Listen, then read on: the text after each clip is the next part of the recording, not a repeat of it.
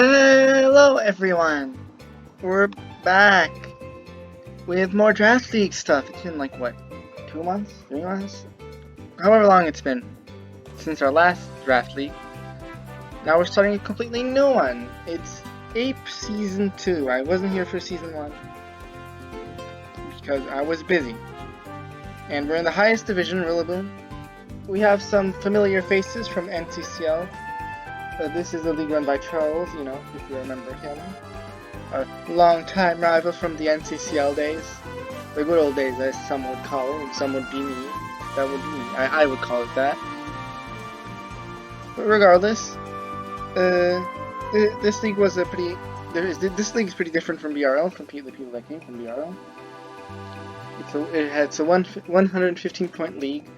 There's a lot of big threats legal. Stuff like the Arctic Speed, Landorus Incarnate, Mega DANC, Urshifu, both forms, all legal, all scary, all natural? I mean, fair enough, I suppose. But regardless, we went and did the drafting thing. We went pretty blind into it, you know, basically very little planning. So much so that we basically retooled everything at the end. So I'm going to show you everything after we did the transactions during the race period, and you'll see the team that we'll be using throughout the season, as long as I don't make any more trades or anything.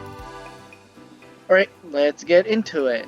Oh, by the way, we'll get into the naming thing, because, you know, we gotta have one of those.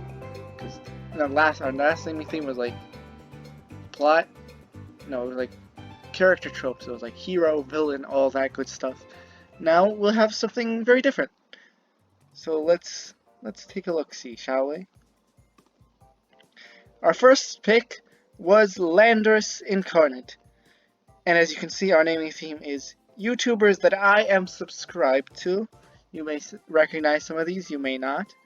I know there's at least a couple of channels here that are pretty niche or small, but we'll get to them when we'll get to them. I doubt I'll put them in the description unless I really want to. I'll figure it out later.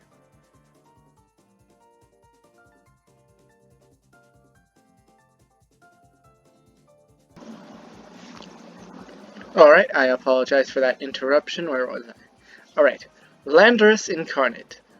We all know how big of a menace Landorus Therian is, but this one is more of a menace because it's faster, stronger, however the rest of the song goes. While it doesn't have as much attack, it does have 10 more base points in speed, which is very big because the 90 to 100 speed tier is very crowded with a lot of big threats, and being just above the base 100 point is very important. It can allow you to outspeed stuff like Salamence or Charizard, both Megas too. We can even run Scarf sometimes to outspeed like setup speed preppers that are like base 100, stuff like Salamence.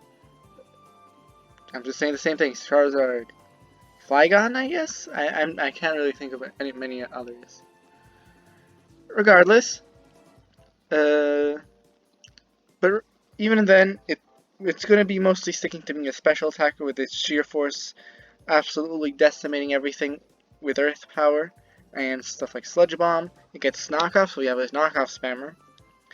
It can set up with Swords Dance and go for a double dance set with Rock Polish and Swords Dance, and Earthquake and Rock Slide. We can even maybe run Bulky if we really want to, though I doubt you will, because we still get stuff like Rocks and Fog. We also have the Surprise Calm Mind, which I don't think anyone knows that Landorus gets it, so maybe I'm lifting my hand a bit, or whatever, revealing it. I think that's the right word, guess. But Landorus is just a big scary guy. You don't want to mess with him, because if you're not like a Chansey or a Gliscor or whatever, Earth Power is going to be cleanly 2-KOing you. And if it's not, you're going to get tanks absolutely mauled by Sludge Wave or something. Moving on. Melmetal. do not be fooled. Those notable moves may be empty, but that's not because it has no good moves.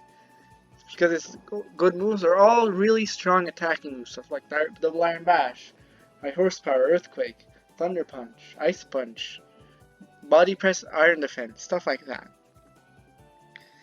And we used Melmetal back in NCCL season, what was it, season 9 I think? No, season 6 I think. I think that was it. And it was super fun. It's such a fun mon to use. You get to do funny stuff with Substitute. You can run Assault Vest to tank some big special hits. You can really, this is like the EV allocation mon. Like, you can really go wild with where you put the EVs here in. They'll take you a long way. Regardless, this one is based on Freeze Eye. This was pretty clear choice because, you know, it's on the icon. Made it pretty easy to decide. But yeah, this is just Melmetal. It does pretty well in Trick Room, which, as you know me, I love my Trick Room. You can see that I did draft some Trick Room mods, which you'll see in a bit. Regardless, it's Melmetal. Everybody knows Melmetal. We need it for the Fairy Giant Steel Core. It's just a good mon overall. There's nothing really that can. There's not a lot that can stand in its way. Next up, we got Como Grow Hive. This is a small channel. It's like 100 subscribers, which I was really shocked to find because their content is genuinely amazing. And if you haven't watched it, you should probably go do that because it's amazing. But going on to the actual Pokemon, this is our Dragon type. We got another Rock Setter. Como is like a do-it-all. Como can basically do anything it wants. It can go for a Dragon Dance sweep. It can try to sweep Landorus Soul. It can do like Iron Defense Body Press shenanigans. It could go full bulky with the Rock's Toxic set with like Dragon Tail or something. It can go Swords Dance. It's insane. There's really nothing it can't do. It also gives us another bulky mon and rounds out our speed tiers a bit, but we'll get to that later with base 85. If I remember correctly, our speed tiers go from Lando with 101 to Como with 85, which is a bit shaky, but it's good that we have Como there, or otherwise we'd be kind of demolished by base 100s that can just go. I'm not sure if like base 100s can still need to be plus speed to outspeed Jolly Como or Timid Como or whatever. Regardless, Como is pretty fun mon. It does give us a big weakness to Fairy. However, we do have a Melmetal that totally eats anything that a Fairy could possibly throw at it. And no one really wants to switch into like a Dual Iron Bash unless you're like an Empoleon or a Rotom Heater or a Mosh or something. And even then, you can always just set up a substitute and use Toxic from behind it to bait in your switch-ins, which is always fun. Regardless, moving on to our next mon, Raikou. Originally this was Regieleki, but we changed it because Regieleki is a terrible Pokemon. And Raikou can basically do everything it can, but better, and with like 85 less speed, I guess. This is our fastest mon. It goes for Volt Switch and stuff. It's your basic electric type, but it does have Scald and Calm Mind, which can make some fun games. Like, it can be pretty harsh for some teams to deal with because it can totally ruin a ground type switch in. But even still, this is just your classic. It's just Raikou. Everyone knows what it does. Can even do what I wanted Regieleki to do, which is like set up screens for our sweepers, like something like Double Dance, Landorus, or Landorus or Como. It's really good, and it's really important for our speed tiers to have this. Next mon, Mega Blastoise. This is our water type. This is our first of our fire water grass core. That's the one. You may be surprised that I didn't take Mega Slowbro. And frankly, I am too. I originally wasn't. Oh, by the way, did I?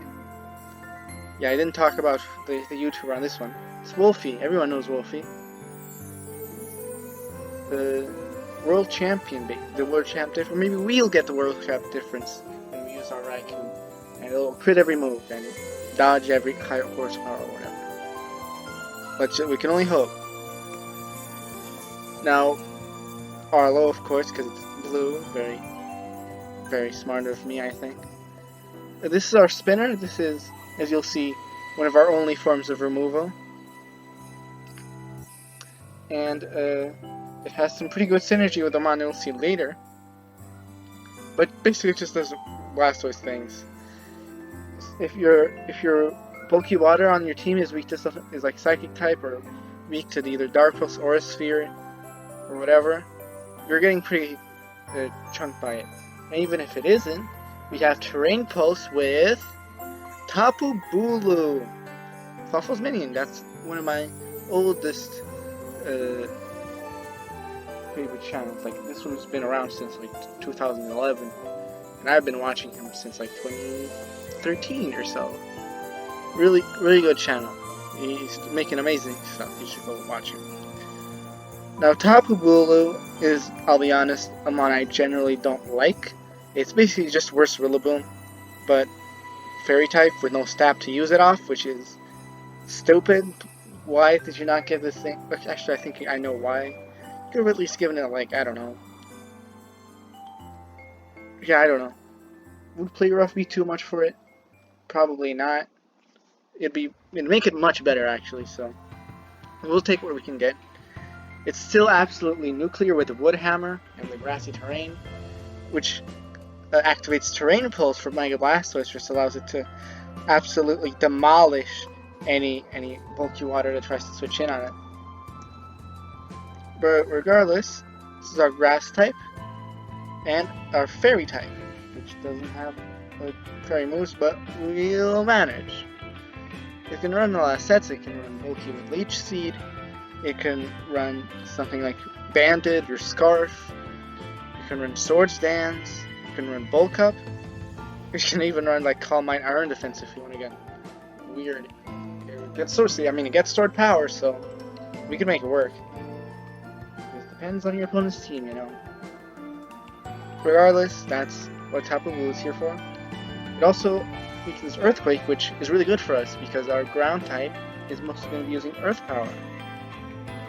And we got a couple of ground weak mons that really appreciate this weakening. Mons like Melmetal and our, I think it's coming next. Actually no, I think it's not coming for a while, which is our Fire type, which we'll talk about when it gets here. Moving on, Porygon 2. Andrew Cunningham. This is like a crazy guy that does Deltarune theories, and they're pretty good, so I'm in the Discord server, and it's an interesting place, certainly. There's a lot of shipping wars and stuff. Very, very classic stuff. Regardless, Porygon 2, this is another mon I've used a lot in the past. It's basically it's one of the best pivots you can ever have. It's insanely bulky with Eviolite to survive stuff you never expected to take. And you can teleport and cover, set up a Trick Room. You can run Ice Beams for dragons. You can run Thunder Waves to debilitate some mons. Really, it's kind of crazy how much Porygon 2 does. It's really good. It has stuff to like trace and download, which can be very helpful. Wait, does it have download? I'm pretty sure, yeah. Analytics also really good. Porygon 2 is just a really good mon. Really good defensive mon. Great Trick Room setter too. Speaking of great Trick Room setters, Hatterene! And Go Motion, which is another smaller YouTuber. I don't think she's that small anymore. I think she's probably have 100,000 or 50,000, I don't know. She's gotten pretty big lately. But yeah, like I said, this is actually our second fairy type. Originally we had just Slurpuff instead of Hatterene, but, you know, I didn't really like Slurpuff on the team. It did give us like a good source of webs, and it could use Unburden and stuff, but I I don't think it really fit with the team all that well. But Hatterene does some fun stuff. Like, it has Healing Wish, and it's another good Trick Room setter. And generally better than Slurpuff in a lot of ways, because Slurpuff can't really be a good fairy type, because it's kind of has terrible stats. But Hatterene doesn't have that problem. And with its psychic typing, it can kind of blind fighting types, and even like big strong ones like Mega Glade are kind of scared of it, because it not only can it nuzzle them, but it can take like a Zen Headbutt into like Poison Jab, I think.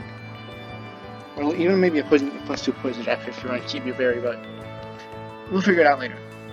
It also has like actual fairy moves and a good like special attack stat to use them. I don't know why it doesn't get Moonblast, but it does get Dazzling Gleam and Aromatherapy, which is fun. Moving on. Here's the fire type I was talking about. It's Alolan Marowak, Wombu. You see, it can work. So they're both fire, those types. Wombu is an amazing creator.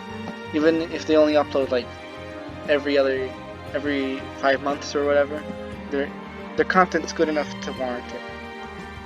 Anyway, this is our main Trick Room abuser outside of Melmetal. And it even works outside of Trick Room, because we have a Webs option in our 1-pointer, which I'll show you later. Generally, with Thick Club, this is just going to be a straight wall breaker. You can switch into Ghost types, you can switch into like Rapid Spin or like Fighting types, and basically claim a kill with Poltergeist or Flare Blitz, especially coming off of Rockhead. Also gives us another Electric immunity, if that becomes a problem. It's just a really good mon in general. It also gives another Spammer of knockoff, but we're probably not going to use it because it has Poltergeist.